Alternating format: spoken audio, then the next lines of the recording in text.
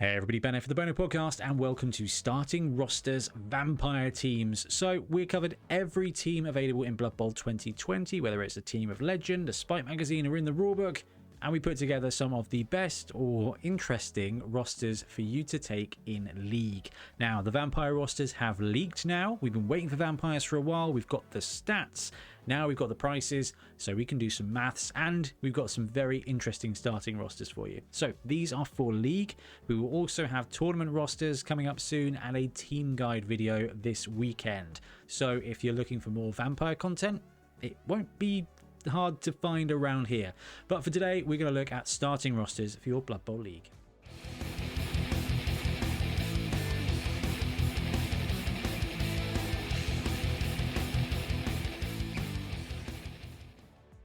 But before we delve into the rosters, we kind of got to flag a few key changes for Vampires. So if you played Vampires in the last iteration, so the team of legend, where they had animal savagery, a few things have changed. They're more akin to how they used to be in Blood Bowl 2016 or the sort of CRP era. So we've been begging for a little bit more interesting, a little bit more spice for Vampires, and Games Workshop have massively delivered.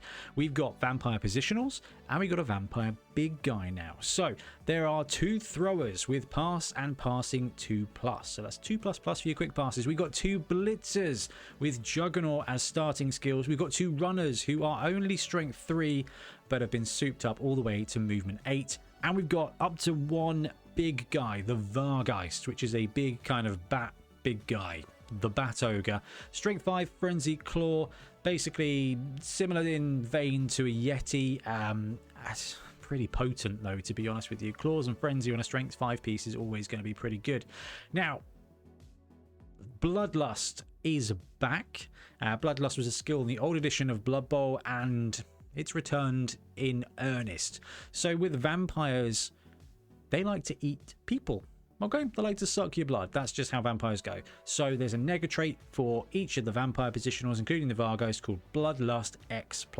And when it comes to activating your vampire, you have to roll to see if you get Bloodlust, in the same way as Bonehead or Really Stupid. If you fail, you have to end your activation eating a thrall. So you have to end basically adjacent to a thrall. You roll straight for injury for the thrall and everything's fine. You can do your action, but at the end of it, if you don't bite a thrall, it's a turnover. So it's a big thing to consider when you are planning your team, and especially when you're starting out in a Blood Bowl league. If you go too heavy on vampires and you run out of thralls, you are going to start to struggle to do what you need to do during a game. So all of these rosters are with that in mind. Now you can go YOLO and just absolutely chuck a bunch of vampires in, but you're only going to last a few turns, because not only are your vampires going to be chomping on thralls and stunning, KOing or casualtying them, but your opponent is probably going to have figured out that you need thralls on the pitch, and they're likely to be punching them as well.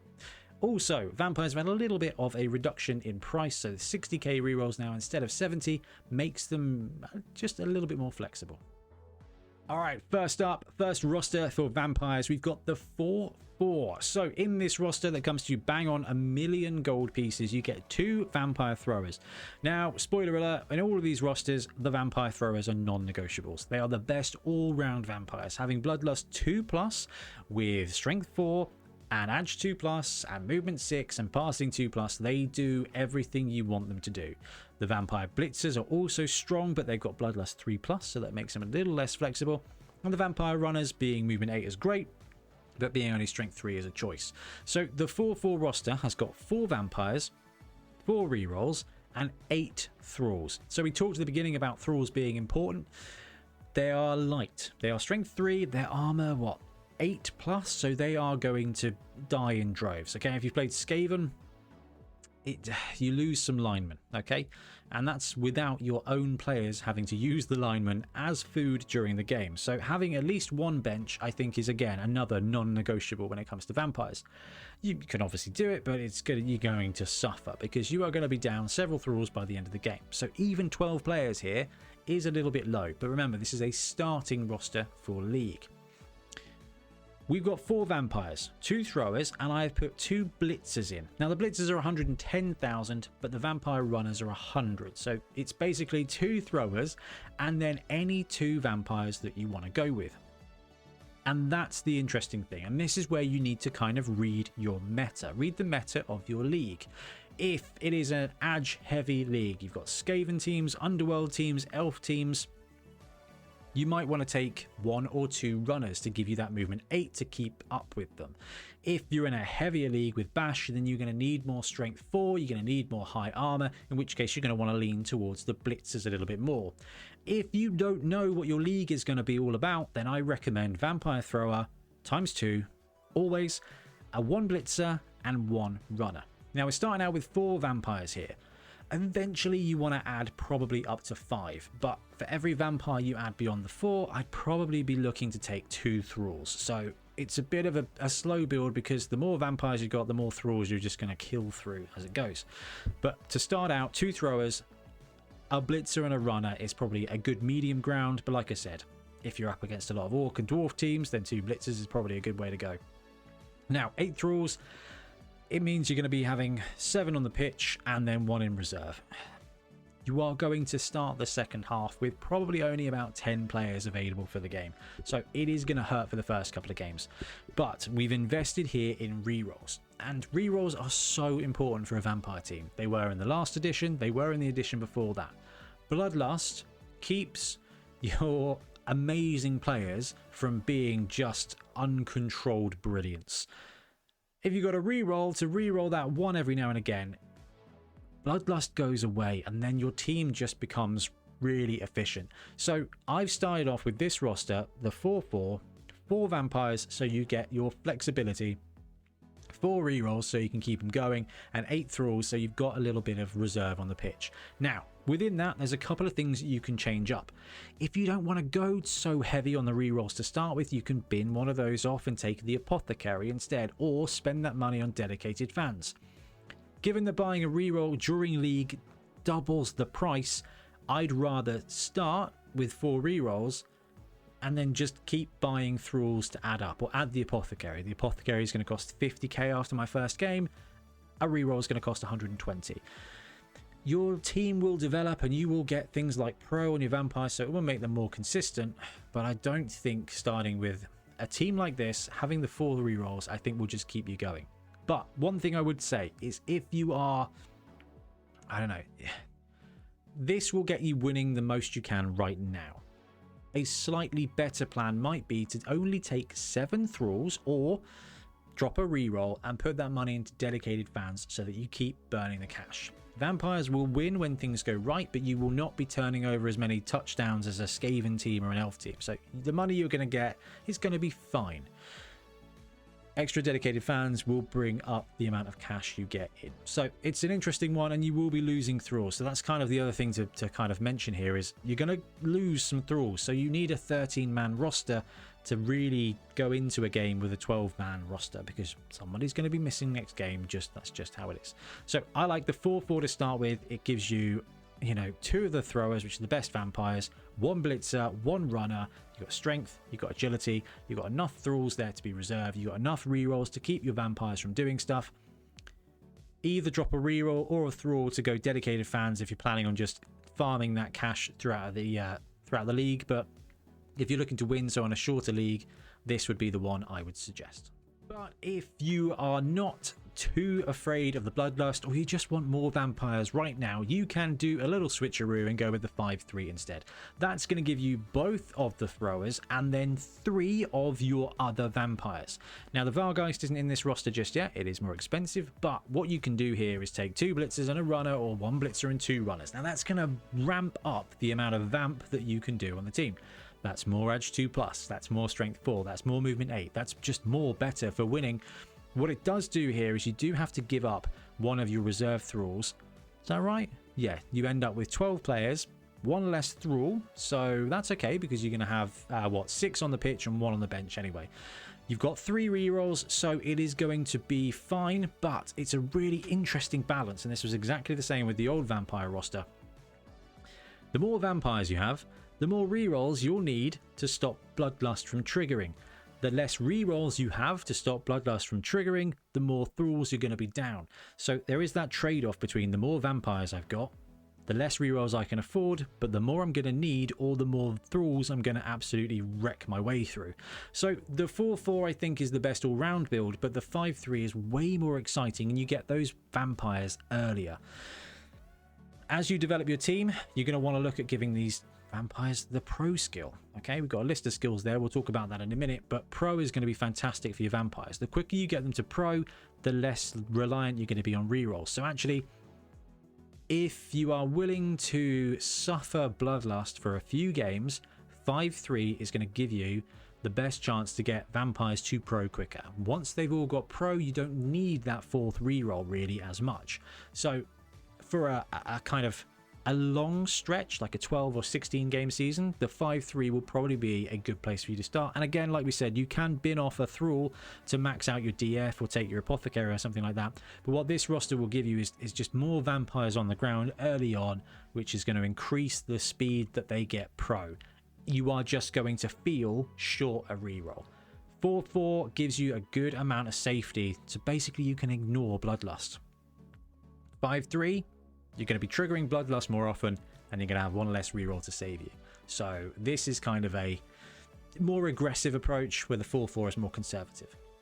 All right, let's get the big guy to the pitch now. So 4-3 Vargeist here. We've got 2 vampire throwers, we've got 1 blitzer or runner, and you've got the Vargeist in there. Now we can still afford 8 thralls here. This one comes to 980 in total, and 3 rerolls. So if you want to get the feel of vampires and have a bit of all the stuff going on, you take this roster. You get the Varg on the pitch. You get 1 blitzer or 1 runner and 2 throwers.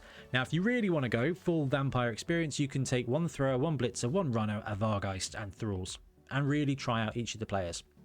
I'm telling you, having a second vampire thrower instead of a blitzer is going to do you better. They're just so mid-range. They're just brilliant. They're just stronger than most dudes, and they're just more agile than most dudes, and they've got the best bloodlust there. So vampire thrower for me is kind of a really important piece. But this roster gets you that Vargeist. And the big guy on the line is a terrifying prospect. Now, Bloodlust 3+ is less efficient than some of your other players, okay? So you are going to be triggering Bloodlust more. The interesting thing here to remember is that Vargeist does have Loner. So if you trigger Bloodlust on your Varg and you are not going to be able to finish your activation in base contact with the Thrall, you're going to get a turnover. But it's very easy to manage. You just activate him last. Or you just settle up and say, you know what, I'm going to punch that guy. Ah, failed it. That's fine. I'm just going to punch you and then turn over because it's the last thing I'm doing this turn anyway. The only thing to kind of consider in that is that as one of your 4 positionals on the pitch, you are going to want your Vargeist to be doing stuff. It's going to need to do a blitz every now and again. It's going to need to actually be in combat. So it does become a bit more of a liability. Now, I love big guys in Blood Bowl, and the Vargeist, I think, has got the biggest potential tax, being that it will trigger a turnover. And even if you've got rerolls, that Loner 4+ is going to hurt you. But this will give you a good chance to get the Varg on the pitch early. Now, as the Vargeist cooks up, you've got a long way to go to get something like Pro on them, so potentially Brawler if you end up using him on the line, or Jugs, or Mighty Blow to just be straight up removal. It's just going to make him more threatening as you go along. So I guess the sooner you get the Vargeist on the pitch, the sooner it's going to level up to be even better, but it is going to be more of a liability. So the 4-3 Vargeist, I don't know, it's hard not to want to take this just to get that big guy, because the big guy is pretty big.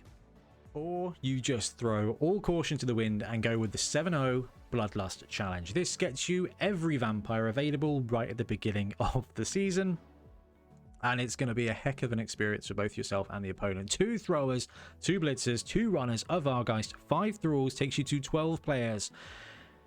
And no rerolls. So in the olden times, you had a vampire roster that was 6 vampires, no rerolls, and you just lived on the edge. This is that roster, but now you've just got a massive big guy as well. This is going to be carnage. If you don't roll any ones, it's filthy. but at some point you are going to roll a 1, and statistically it will be more than once a turn when you're activating your vampires. You're going to be triggering Bloodlust, especially with 2 vampire blitzers and 1 Vargeist who have all got Bloodlust 3+. So unless they're all blocking, somebody's making a 3+ roll to not end your turn. You've got 5 thralls. There'll only be 4 of them on the pitch, and they will not be on the pitch for more than 3 or 4 turns. All of these vampires are here to just cause mayhem and destruction, and some of that's going to be targeted at your own players. Now, I think this is a terrible roster to start. I just think it is, but it's going to be a ton of fun. So if you want to just try something stupid, have a few games, and just really live the vampire experience, then the Bloodlust challenge roster is a challenge for those people who want to try the Bloodlust rule out. It's pretty cool. Eventually your vampires will level up, and eventually you'll have enough money to buy rerolls. This is a terrible starting roster, but actually a ton of fun. Now what this roster does do is gives us a chance to talk about all the different skills you're going to start wanting to put on your players. So, Vampire Thrower, Vampire Blitzer, and Vampire Runner. There are 3 skills that are wonderful on vampires: Block, Dodge, and Pro. Block and Dodge, I'm sure you've heard of them. Pro is a little known skill, really. What Pro does is once per activation, a player with Pro can roll a dice, and on a 3+, they can re-roll 1 dice. So if you're making a 2-die block and you roll both skulls, you can try and use Pro, and on a 3+, you can re-roll 1 of those dice. If you fail a dodge, you can roll your Pro check. On a 3+, you can re-roll that dodge. So those are really useful things, especially as you are looking at Bloodlust. So if you take the Vampire Thrower, for example, with Bloodlust 2+, 1 in 6 times you're going to trigger Bloodlust. If you've got Pro, it's something more like 1 in 15, 1 in 18 times you're going to fall to Bloodlust. So simply by taking that skill, it's going to save you a couple of turns of Bloodlust, which is going to save you a couple of turns of either your rerolls or your thralls. And if you don't fail Bloodlust, you've got Pro, so you can re-roll 1 of your 2-die blocks. If something goes wrong, picking up the ball or taking the dodge, you've got Pro, where you can potentially just re-roll that. It's going to make your players way more consistent at activating and at doing what they're trying to do. So Pro is just the best skill, I think, for vampires. That said, any Strength 4 player just really loves getting Block, and any Ag 2 player just really loves getting Dodge. And you know what, most of your vampires are either Strength 4 or Ag 2+. So those 3 skills will be the top ones that you take. It's not the most exciting, but it is they're just definitely the most useful. Taking Pro is going to alleviate the need for more thralls, and it's going to alleviate the need for more rerolls as well. So that's why I think it's such a useful skill here. Now, Vampire Thrower does have pass access, so leader is an option, on the ball is an option, but the guy's passing 2++, and even though we've got Vampire Runners, they don't have Integral Catch, they are 2+ Ag, but you're not looking to be a long bomb throwing game here. You're kind of looking for short dink and dunk passes and then a breakout with speed 6 or speed 8 scoring threats. So you probably don't need to give him accurate, you probably don't need to give him cannoneer or anything like that. I think the Vampire Thrower is a thrower, but he's really just a blitzer with passing 2++. Talking of blitzers, the blitzer himself does come with Juggernaut. So you've got Block, that's great, he's Ag 2+, you've got Dodge, that's great, you've got Pro, that does wonderful things. There's 2 things here with the Vampire Blitzer. One is Strip Ball. Your whole vampire roster, excluding the Vargeist, has Hypnogaze with Ag 2+. So you're going to be able to move a vampire to the side of a cage, Hypnogaze, take away their tackle zones, and then either hit that person, now they've got no skills, or just wander by them into the cage to hit the ball carrier. Your blitzers start with Juggernaut. Juggernaut allows you to turn a both down result on a blitz into a push, and Strip Ball is the skill that you want if you're going to be pushing your opponents around, because hitting that ball carrier with Strip Ball means that if you pow them down, they go to the ground, the ball comes out. If you push them, Strip Ball allows you to pop that ball out anyway, and if you're blitzing with Juggernaut and you roll a both down, you can treat it as a push, trigger Strip Ball, and pop that ball out. So having a blitzer who's already got Jug with Strip Ball is going to be so effective. You just pop a vampire on the corner of the cage, Hypnogaze their tackle zone away, wander in with your vampire blitzer. If they've got Strip Ball and Juggernaut, because they're blitzing, that ball is coming out, because most of the time that's going to be a 2-die hit, which is going to be wonderful. Now, the other thing here is that the blitzers are the only way to get strength on this roster, so having a bit of guard is not always a terrible thing.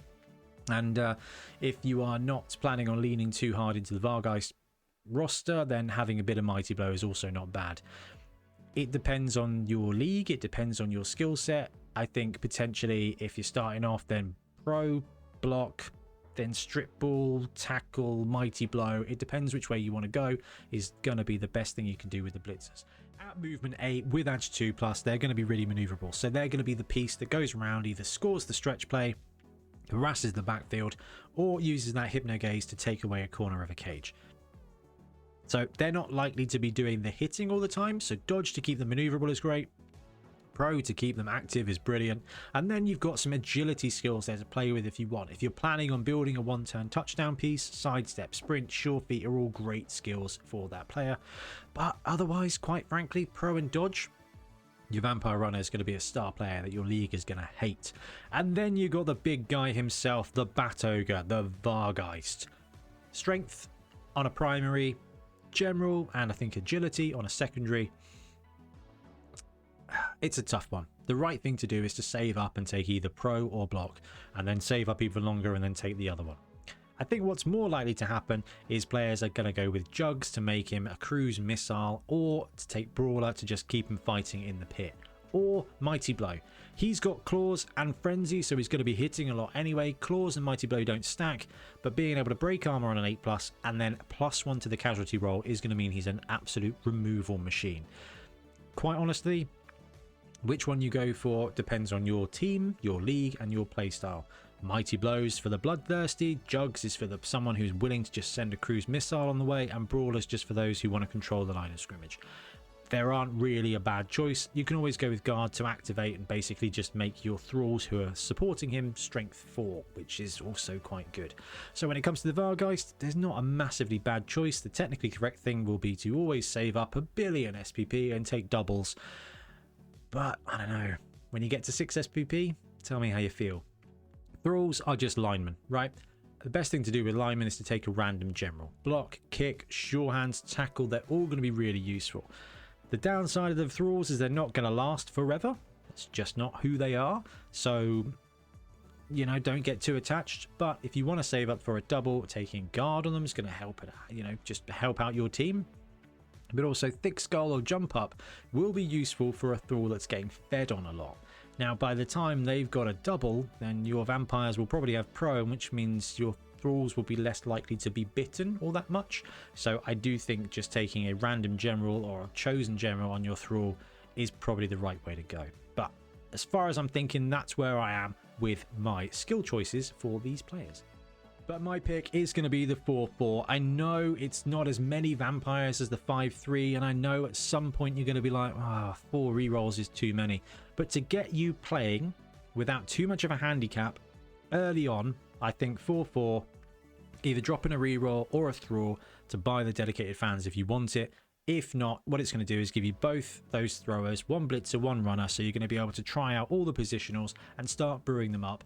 You're going to be more competitive that way. Your team's going to destroy itself less that way, and then you can save up money and then fill in the gap with either more thralls or save up for the second blitzer if you want to have a heavy front line, or the second runner if you want to score lots of touchdowns. So for me, the 4-4 is what I will be starting in league, and where the team goes from there, I don't know. We'll let the dice decide. Anyway, let me know what you think of these rosters, which one you're going to be taking with the new Vampire team in Blood Bowl, and we'll be back soon with more Blood Bowl content. Happy blocking.